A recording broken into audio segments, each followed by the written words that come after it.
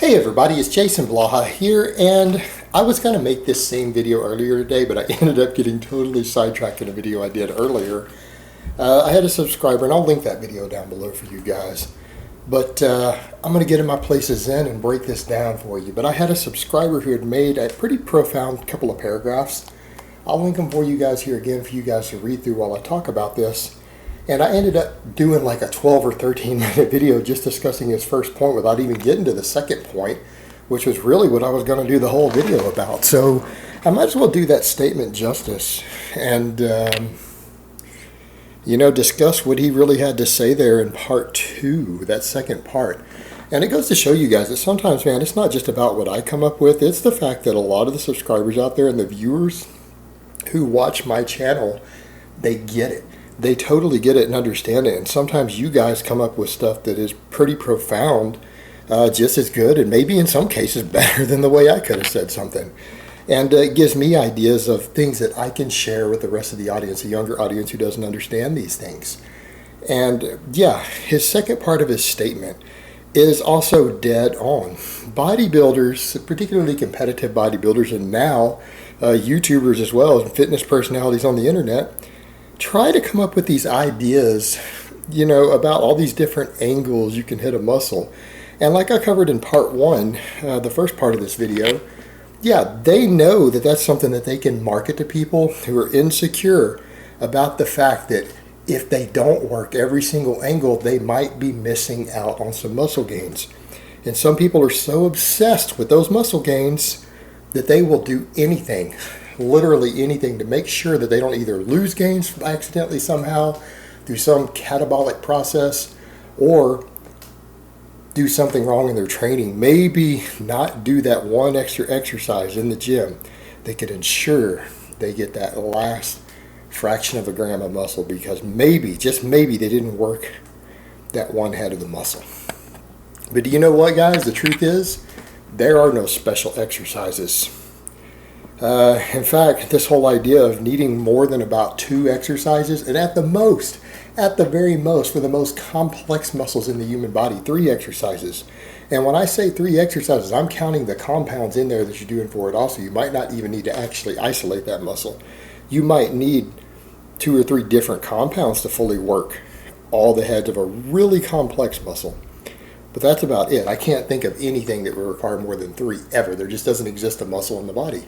And even those are not the majority of. Most of them 1 or 2 exercises will thoroughly work that muscle. And people get marketed this. And why is that? Because the truth of the matter is bodybuilders don't want to admit the truth. They don't have any special knowledge. They don't have any special exercises. They don't have any special routines that got them where they were. In fact, when you look at what a lot of pro bodybuilders have done over the years, again, look at guys like Flex Wheeler, some of these other guys, the routines they were doing in the 90s and even 10 years ago were nothing special. They were just doing the standard magazine routines where they trained 4 or 5 days a week, had an arm day, chest day, leg day, and they just did a few basic exercises. There was nothing special about their routines. People try to make it more complicated, and they always want to throw all this extra fluff in there, but these guys did nothing special, nothing unique, nothing any different than all these other kids who go to the gym. There are plenty of guys who are 160 pounds dripping wet who've been training for a year at the gym who train exactly like some of these top pro bodybuilders. They train exactly like Flex Wheeler did. They train exactly like Kevin Leverone did, and whoever the modern guys are. I don't keep up with all who the modern guys are anymore. Their training is no different, essentially. What's the difference? The drugs and the genetics. These guys don't have special training. There's nothing magical. They have no magical knowledge as far as nutrition or training generally, at least the vast majority of them. There are exceptions to this rule. But for the vast majority of them, they don't have any special knowledge that got them there. They are very, very genetically gifted for gaining muscle, having good proportions, maybe even a good response to drugs, low side effects to drugs, and they take a lot of drugs. There's no special knowledge there. The problem is that, how do you market that? You can't sell in a magazine or legally sell to the public genetics. Can't legally sell them drug stacks particularly high dose drug stacks and cocktails and combinations that are easily a felony to even possess, let alone to distribute.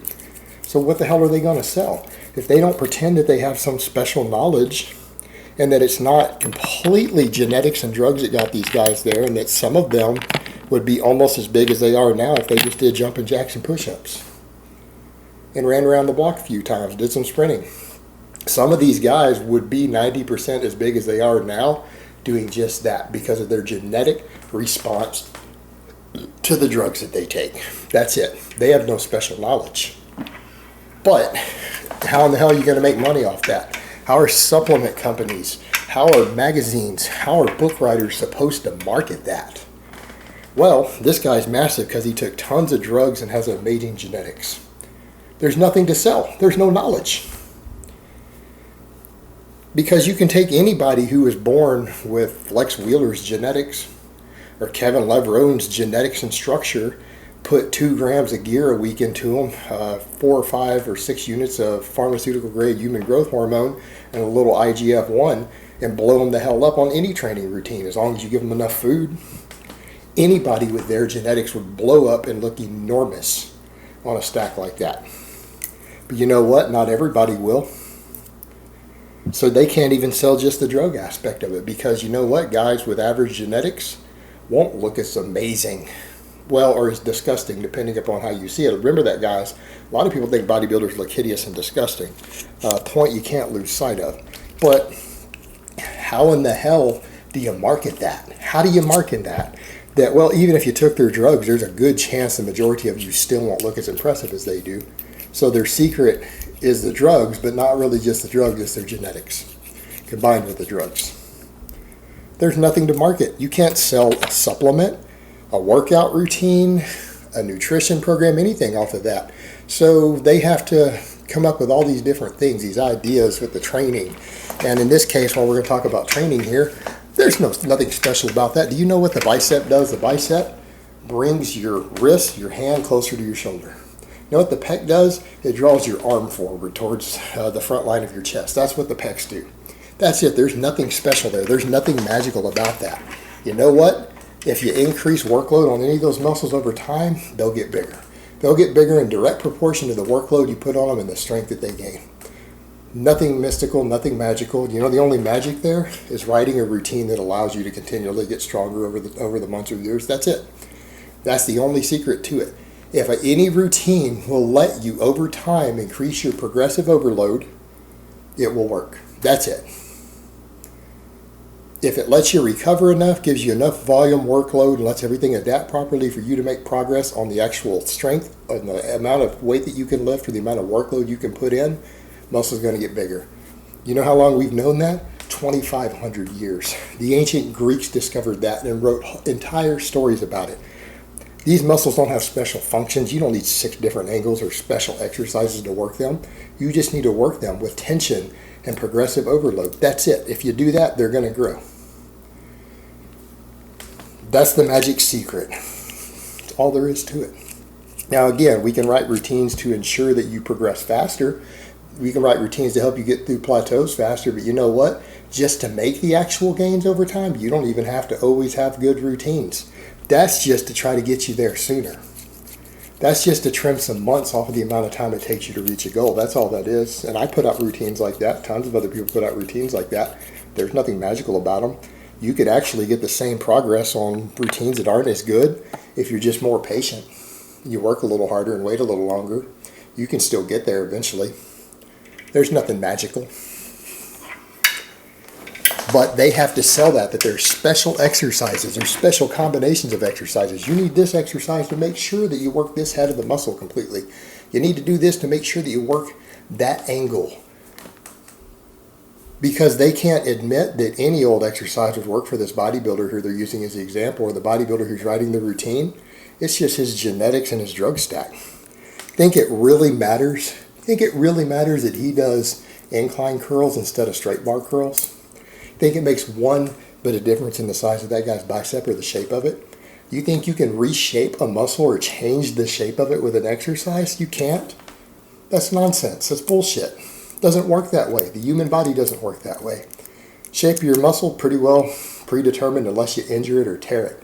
Now, I've got some injuries and things that you guys can see on camera every now and then, but those are injuries, guys. That's not from exercising.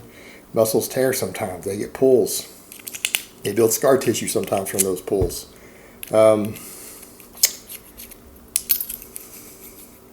you can't change the shape of them.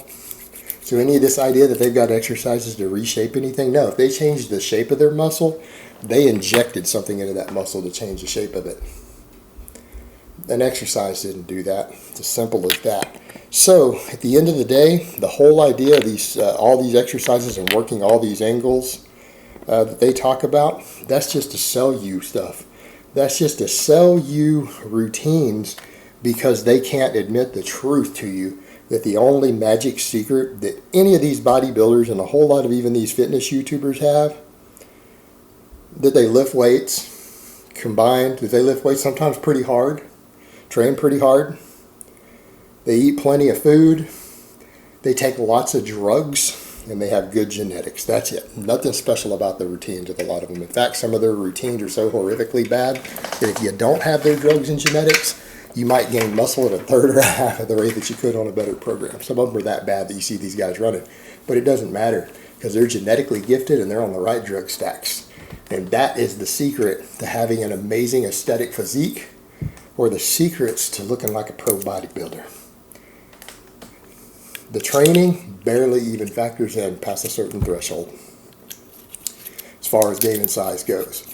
All right, guys, but that's really all I have to say on that today. I hope it's been informative, and I will talk to you guys next time.